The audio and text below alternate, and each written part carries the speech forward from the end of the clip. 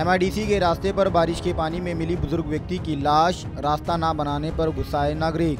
दरअसल आज गुरुवार 4 जुलाई 2024 को सोलापुर शहर एमआईडीसी के महेश प्लास्टिक कारखाने से लेकर एलईडी कारखाने तक वाले रास्ते पर बारिश के पानी में एक बुजुर्ग व्यक्ति की लाश तैरती हुई हालत में मिली, जहां पुलिस लाश का पंचनामा कर पोस्टमार्टम के लिए सरकारी अस्पताल भेज अगली जांच में जुटी है। आसपास के नागरिकों का कहना है कि यहां रास्ते की मांग को लेकर कई बार माजी नगर सेवक, आमदार, खासदार को निवेदन देने के बाद भी काम नहीं हुआ है। हर बार बारिश के बाद यहाँ पानी जमा होता है और रास्ता बद से बदतर हो जाता है, जिस कारण यहाँ छोटे मोटे एक्सीडेंट होते रहते हैं। आज एक बुजुर्ग व्यक्ति की जान चली गई है। क्या महापालिका को यहाँ रास्ता बनाने के लिए और जाने चाहिए?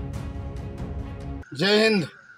ये महेश प्लास्टिक के गली में जो यहाँ पर वाहन जाते हैं ट्रक, यहाँ पर यहाँ के स्थानिक लोगों का कॉल आया था कि एक व्यक्ति अननोन गिरा इधर बोल के।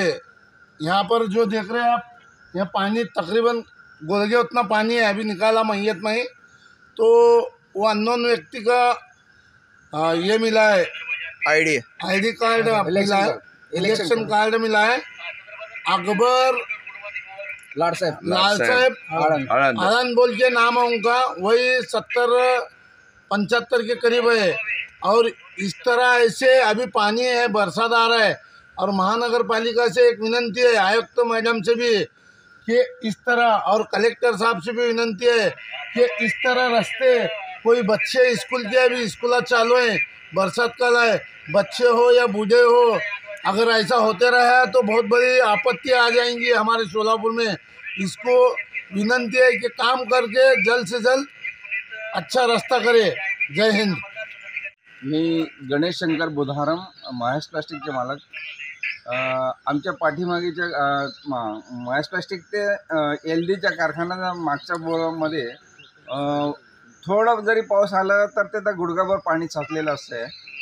आज पहाटे एक ट्रकवाला येऊन पुढे आला तर त्याला ते माणूस आत पाण्यामध्ये तरंगताना दिसला। त्याने गाडी मागे आणल्यानंतर तिथं आवाज आला म्हणून मी खाली आलो तर ते मेलं म्हणून सांगितले। बघितलं आता ॲम्ब्युलन्स वगैरे आलेत, ते माणसाला काढून घेतलं। त्याचं नाव मुस्लिम समाजाचं आहे, त्याचं नाव अब्दुल लाडसाहेब आळंद असून त्याच्याकडे इलेक्शन कार्ड सापडलेलं आहे त्यांच्याकडनं। तर आम्ही ह्याच्या आधी पण कॉर्पोरेशनला आणि महानगरपालिकेला आणि आमदार प्रणिती शिंदेना ताईंना पण निवेदन दिलेलं होतं। ताई येऊन बघितलेले, त्यांचे पी येऊन सगळं सर्वे वगैरे केलेलं होतं रोड मंजुरीसाठी, परंतु अद्याप तिथं ते रोड मंजुरी झालेले नसून ताईंना पण मी हे माहिती कळवलेलं आहे। आणि हे 12 महिने इथं पाणी थांबलेलं असतं। आता झोन अधिकारी काय म्हणतात? नाही, आता ते ताई करतात म्हणून आम्ही कॉर्पोरेशनमध्ये जास्त हे नाही केलेलं आहे। झोन अधिकाऱ्यांनी कळवा की बाबा वारंवार आता असंही झालंय, आता अजून किती प्रेस जाणार आहेत ना, असं तुम्ही सांगा ना।